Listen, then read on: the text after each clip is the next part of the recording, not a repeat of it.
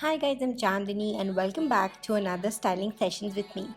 आज मैं स्टाइल करने जा रही हूँ ये ऑफ शोल्डर वाइट टॉप जो मैंने रिसेंटली ज़ारा से ख़रीदा है। चलिए देखते हैं कि इसे मैं कितने तरीके से पहन सकती हूँ। सबसे पहले मैं पेयर करूँगी ये ब्लैक डेनिम स्कर्ट के साथ में। ये fitted on the waist and loose on thighs. इस तरीके का मेक परफेक्ट रहता है थिक गर्ल्स के लिए, मेरी टाइप की जिनकी बॉडी टाइप है। नेक्स्ट मैं पेयर करूँगी जॉगर्स के साथ में। ये ग्रीन जॉगर्स मेरा one of the most worn pieces में से है। जॉगर्स बहुत ही कंफर्टेबल रहते हैं और स्टाइल कोशेंट में भी कोई कमी नहीं रहती।